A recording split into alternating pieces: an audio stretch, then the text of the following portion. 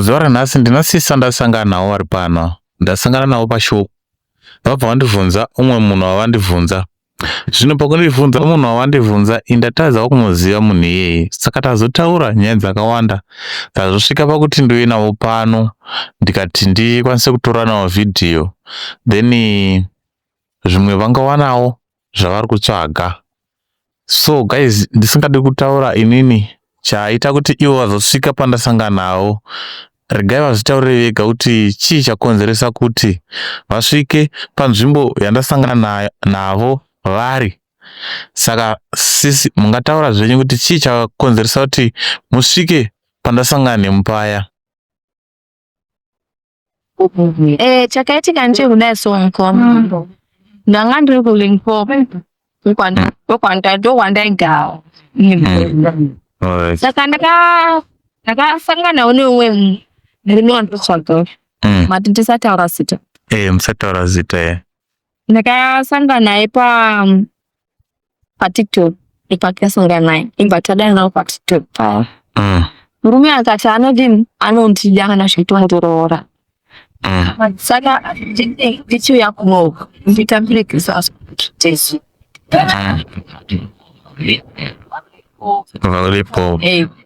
Akati handishandisa mari yako sezvakati unacho chimari chaunacho ndozvifika mari yako machitwakuwe. Ndine mari yako kanirira kuti ndipinde then kana yapinda wasvika ndokupa mari yako pavanenge washandisa zvo ndirinda kuti chii ndirinda kuuya. Alright. Ndashandisa mari yangu ndauya kuno. Saka kuno kumakauya zvarini? Musa 21. Mukatotamba Christmas muri mese? Zvakasiri yange chinhu chaChristmas manje. Ndakangoti ndichambongano madoro namafriends aa. Ndipo kwakaenda mabhando kwakaita zuro anozongodzoka kubva musi wa25 kusvika last online. Dzatova 4 days idzi.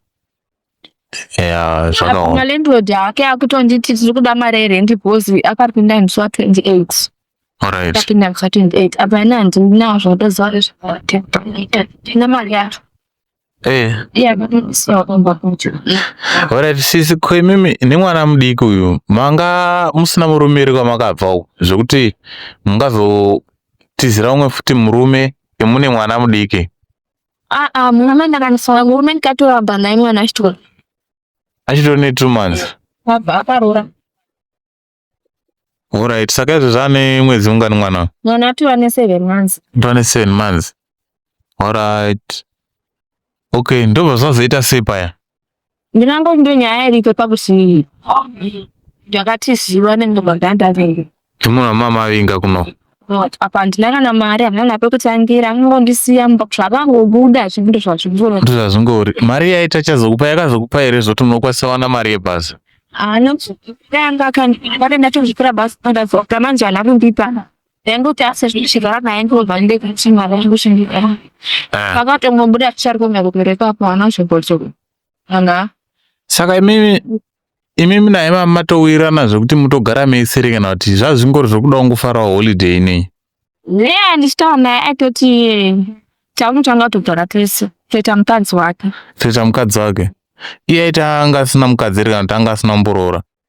Anoti anga akamboroora kudhara asiya nemukadzi wacho. Saka since aenda kudai pa4 days idzi hamuna mbenge mambomubatawo pafoni kana kuti mambonzwawo kana pambosvika shamwari yake ichimutsvaga kana kuti kana any information? Hapana kunakuwa kusvika namba dzakatengera kuita ndakatozama kufona kudibva tazwa kana kutomboita. Saka pakaipa. Mhuri yeZimbabwe ndo zviri kuno kwatiri. Saka sisi mungada rubatsiro rwakaita sei? Muri kuda kudzokera futi kuLimpopo kwamanga muri here kana kuti zvakamira sei? Rubatsiro rwandingazoda kumhuri yeZimbabwe ndekutoti ndikawana mari ndakadzokera kuLimpopo ndikadzokera kubasa futi ndinoda kana kuti kana pana anokwanisa kundipawo basa rekuti ndishande. Ndinokwanisa kushanda but pakushanda manje ndine mwana ndizoti ndikawanawo kungu unoshandawo nemwana here. Noti izvezvi kuti nditi creation ndakanasenza kuti ndingasiya mwana mukana zvandinanayo. Vanhu vanotaurwa navo mukawanawo basa munokwanisa kuwanawo pacreche pamunosiya mwana momuudza kuti ndobhadhara kana ndichinge ndatambirawo mari. Saka munenge makuda kuramba muchigara ipapo pamakasiyiwa muri here kana kuti zvinenge zvamira sei manje? Pandikasiyiwa ndira ndichatokwanisa kumboambe ndichigara nokuti ndisade munhu ambonditiza ndaramba kuti ndichigara mumba make Ipapo ndoenda kutoitawo zvamiriwawo.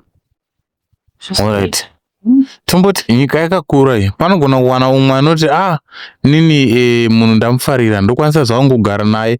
Mungava mune tariro yekuti munokwanisa zvere kupinda mune imwe imba yemasangano nechiitiko chakadai ichi.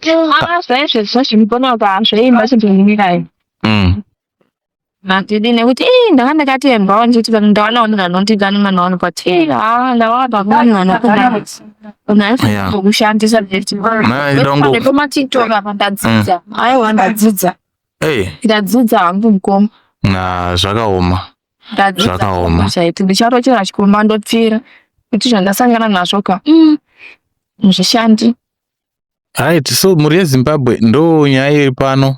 Kune vanga vakwanisa kuwana basa rikubatsira sisi vandinawawa munokwanisa kutibata then vakwanisa kuwana basa vashandire mwana wavo wavainaye.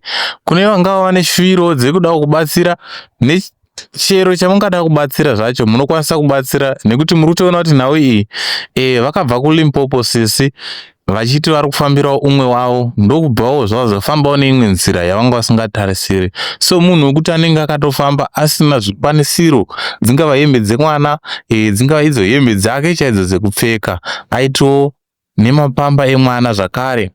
Saka vanodawo kubatsira hama dzadiwa tinokumbirawo makasununguka zvenyu munokwanisawo kubatsira nekuti dambudziko rawira umwe kubatsira kwakanaka auzozivi remangwana.